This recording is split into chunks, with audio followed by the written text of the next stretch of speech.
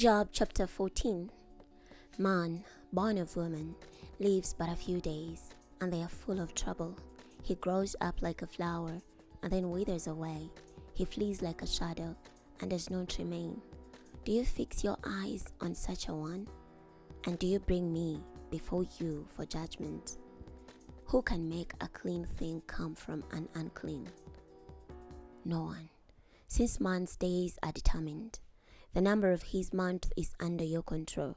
You have set his limit, and he cannot pass it. Look away from him, and let him desist, until he fulfills his time like a hired man. But there is hope for a tree. If it is cut down, it will sprout again, and its new shoots will not fail. Although its roots may grow old in the ground, and its stump begins to die in the soil, at the scent of water it will flourish and put forth shoots like a new plant. But man dies and is powerless. He expires, and where is he? As water disappears from the sea, or a river drains away and dries up, so man lies down and does not rise, until the heavens are no more. They will not awake nor arise from their sleep. Oh, that you would hide me in Sheol, and conceal me till your anger has passed, or that you would set me a time and then remember me. If a man dies, will he live again? All the days of my hard service I will wait, until my release comes. You will call, and I will answer you. You will long for the creature you have made. Surely, now you count my steps. Then you would not mark my sin. My offenses would be sealed up in a bag. You would cover over my sin. But as a mountain falls away and crumbles, and as a rock will be removed from its place, as water wears away stones, and torrents wash away the soil, so you destroy man's hope. You overpower him once for all, and he departs. You change his appearance and send him away. If his sons are honored, he does not know it. If they are brought low, he does not see it. Only his flesh has pain for himself, and he mourns for himself. Chapter 15.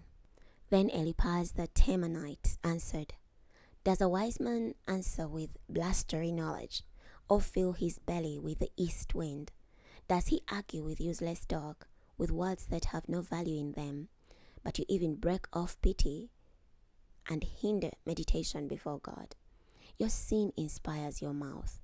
You choose the language of the crafty.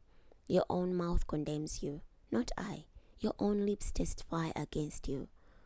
Were you the first man ever born? Were you brought forth before the hills? Do you listen in on God's secret counsel? Do you limit wisdom to yourself? What do you know that we don't know? What do you understand that we don't understand? The gray-haired and the aged are on our side, men far older than your father. Are God's consolations too trivial for you, or are words spoken in gentleness to you? Why has your heart carried you away, and why do your eyes flash when you turn your rage against God and allow such words to escape from your mouth? What is man, that he should be pure, or one born of woman, that he should be righteous? If God places no trust in his holy ones, if even the heavens are not pure in his eyes, how much less man, who is abominable and corrupt, who drinks in evil like water? I will explain to you, listen to me, and what I have seen I will declare. What wise men declare, hiding nothing from the tradition of their ancestors, to whom alone the land was given when no foreigner passed among them. All his days the wicked man suffers torment, throughout the number of the years that are stored up for the tyrant. Terrifying sounds fill his ears. In a time of peace, marauders attack him. He does not expect to escape from darkness. He is marked for the sword. He wanders about, food for vultures. He knows that the day of darkness is at hand. Distress and anguish terrify him. They prevail against him like a king ready to launch an attack. For he stretches out his hand against God and vaunts himself against the Almighty, defiantly charging against him with a thick, strong shield. Because he covered his face with fat and made his hips bulge with fat, He lived in ruined towns and in houses where no one lives, where they are ready to crumble into heaps. He will not grow rich, and his wealth will not endure, nor will his possessions spread over the land. He will not escape the darkness. A flame will wither his shoots, and he will depart by the breath of God's mouth. Let him not trust in what is worthless, deceiving himself, for the worthlessness will be his reward. Before his time, he will be paid in full, and his branches will not flourish. Like a vine, he will let his sour grapes fall, and like an olive tree, he will shed his blossoms.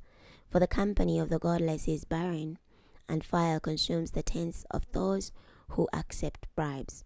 They conceive trouble and bring forth evil. Their belly prepares deception.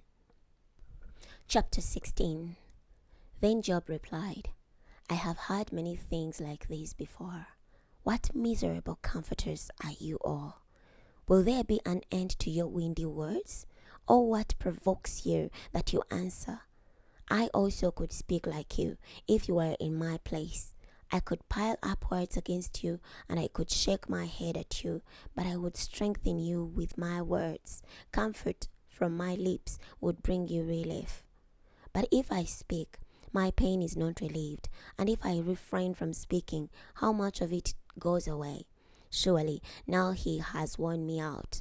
You have devastated my entire household. You have seized me, and it has become a witness. My leanness has risen up against me and testifies against me.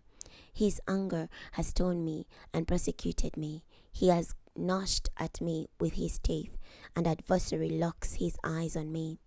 People have opened their mouth against me. They have struck my cheek in scorn. They unite together against me. God abandons me to evil men and throws me into the hands of wicked men. I was in peace, and he has shattered me. He has seized me by the neck and crushed me. He has made me his target. His archers surround me. Without pity he pierces my kidneys and pours out my gall on the ground. He breaks through against me. Time and time again, he rushes against me like a warrior. I have sewed sackcloth on my skin and buried my horn in the dust. My face is reddened because of weeping, and on my eyelids there is a deep darkness. Although there is no evil violence in my hands, and my prayer is pure, O earth, do not cover my blood, nor let there be a secret place for my cry. Even now my witness is in heaven, my advocate is on high. My intercessor is my friend, as my eyes pour out tears to God. And he contends with God on behalf of man, as a man pleads for his friend. For the years that lie ahead are few, and then I will go on the way of no return. We're going to stop here today. Next time we're going to be starting from Job chapter 17. I'll see you then.